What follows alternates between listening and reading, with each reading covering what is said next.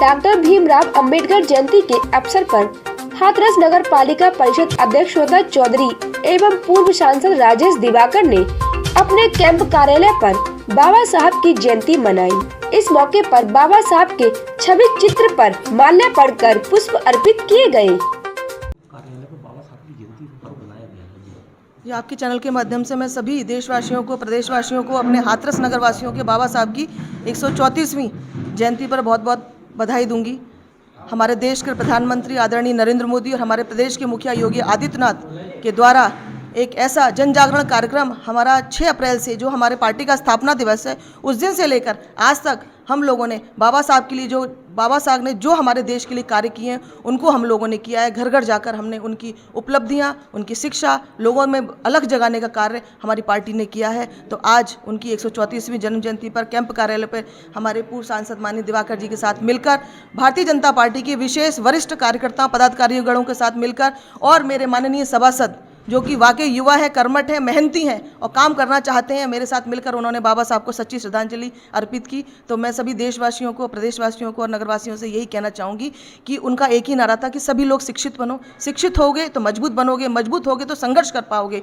तो यही जो हमारे देश के संविधान के शिल्पकार हैं, जिन्होंने हमारे देश का संविधान गढ़ा, आज उनकी वजह से हमारे देश के लोकतंत्र की नींव बहुत मजबूत है।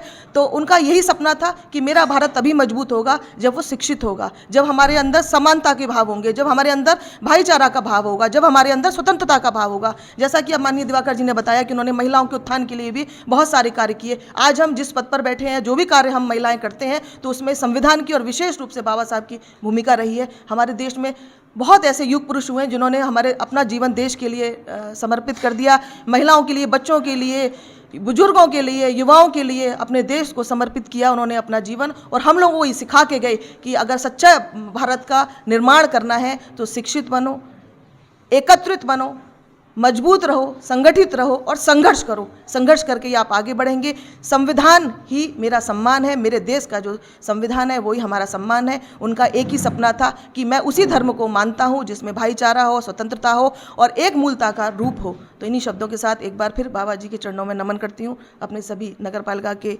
अधिकारीगणों के साथ, कर्मचारियों के साथ, अपने सभासदों के साथ में भारतीय जनता पार्टी के पूर्व सांसद जी हमारे माननीय दिवाकर जी यहाँ बैठे हैं, हमारे अशोक गोला जी मेंबर भी हैं, साथ में भारतीय जनता पार्टी का विशेष पद है, चौधरी चंद्रवीर जी हमारे साथ मौजूद हैं।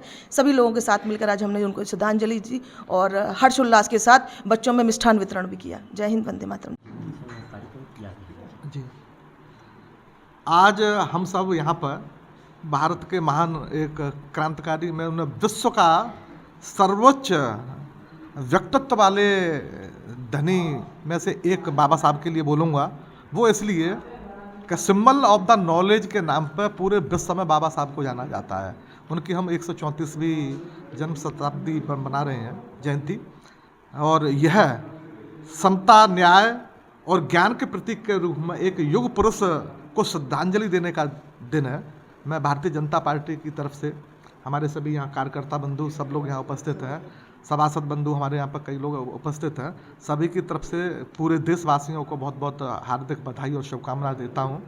और बाबा साहब के बारे में ये कहना चाहूँगा कि दलितों के लिए वो एक मसीहा के रूप में है। अगर भारत में रिजर्वेशन और संविधान नहीं होता तो शायद दलितों को उनके अधिकार और उनके हक कभी नहीं मिल पाते।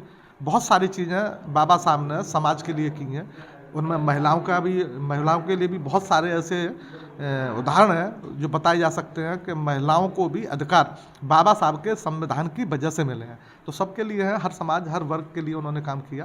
तो ऐसे बाबा साहब हमेशा हमारे अमर रहें, बस यही बोलना था।